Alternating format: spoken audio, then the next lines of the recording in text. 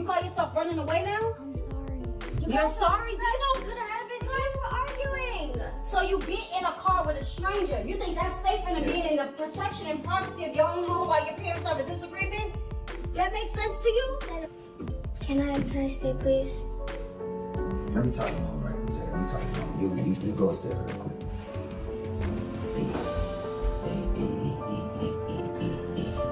Let me tell you something. Listen, baby. I'm gonna tell you what happens sometimes. What happens sometimes, kids just need emotional support. You're a great mother. And everything. I know she probably just feel better around the man.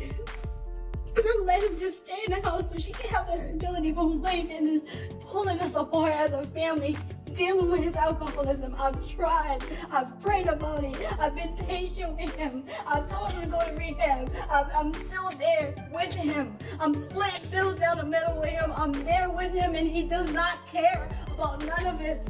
Even after the accident, you're still drinking.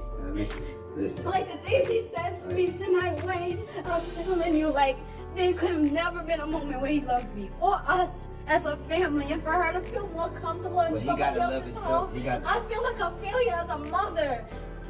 The sun was beginning to dip. The sun was starting to set. Beneath the horizon, which cast an orange glow over the expansive estate, the mansion stood tall, its grand facade appearing unaffected by the drama that was about to take place inside. A conflict that would shatter the serene exterior and alter everything was simmering inside this opulent abode. Courtney, the heir to a fortune, was sitting in her lavish study, a space adorned with pricey antiques and a floor-to-ceiling windows that provided a stunning view of the estate's painstakingly manicured gardens. But today, the beauty of it all seemed far away, almost unimportant, as her thoughts were focused on something much more urgent. A betrayal that went right to the core of the trust she had established with someone she regarded as a close friend. Erica was more than just a friend to Courtney. She had been a part of her life for years, revealed her secrets and life to someone she had trusted, but trust had been betrayed in the most unthinkable way. Courtney had recently learned that her $7 million, which to her was more than just money, but also a symbol of her hard work and success, had been stolen. The realization hit her like a kick to the stomach.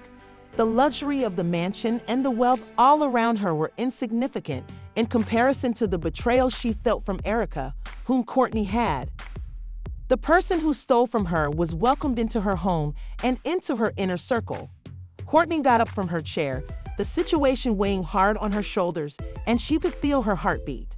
She accelerated as her feelings of rage, shock, and bewilderment surged inside of her. How could Erica, of all people, do something so heinous without spending any more time? When Courtney called for her, the door slowly opened, allowing Erica to enter the room with a storm-free expression on her face. She gave a small smile, as if nothing were wrong, just before that hit, but Courtney's icy gaze halted her in her tracks. "I am aware of what you did." Courtney's voice was calm, yet had a cold edge.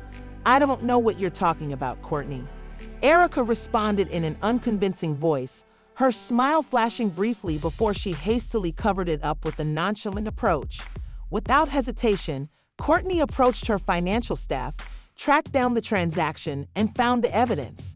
The evidence was indisputable. Every element of the heist was carefully presented to Courtney, including the fact that the money had been moved to an offshore account in Erica's name. "You've been like family to me, and you took what wasn't yours. I trusted you," Courtney said, her voice hardly rising above a whisper, the pain visible in her eyes. Erica's face went white. She realized the game was up.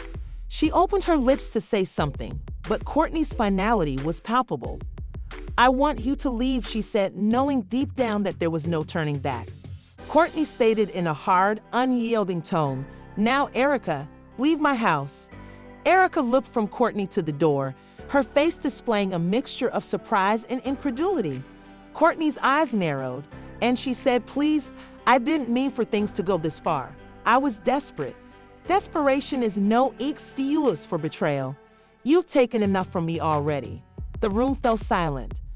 Full of tension, Courtney did not flinch when Erica took a step closer. Instead, she maintained her position as though the consequences of her choice were now the only thing that mattered. Courtney said it again, her voice becoming somewhat harder. Erica stood.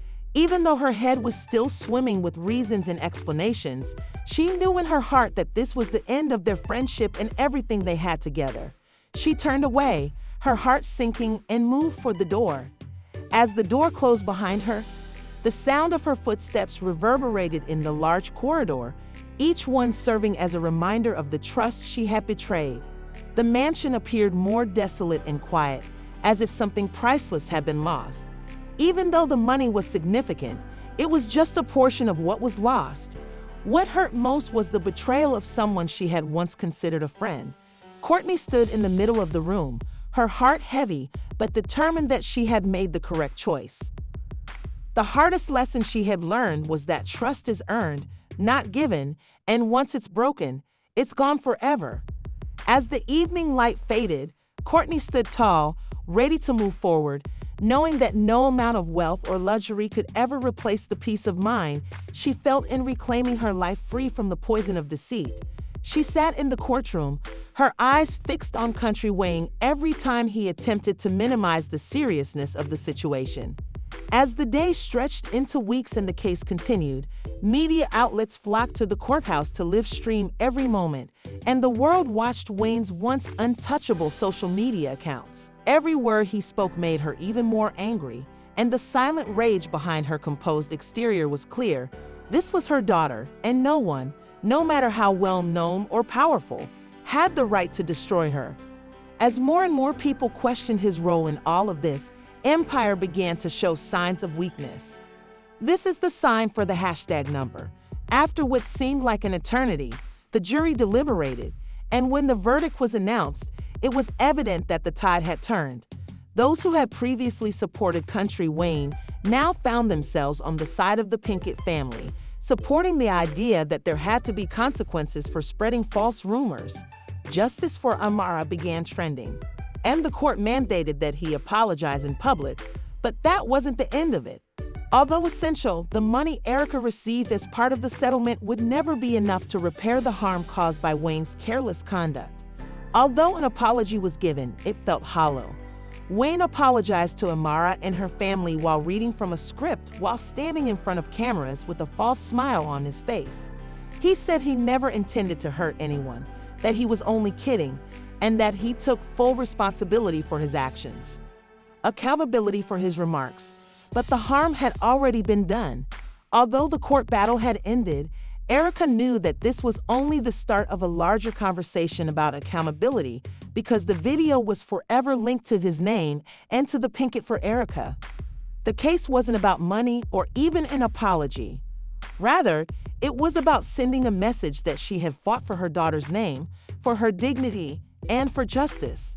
Social media's influence and the necessity of accountability in the celebrity industry.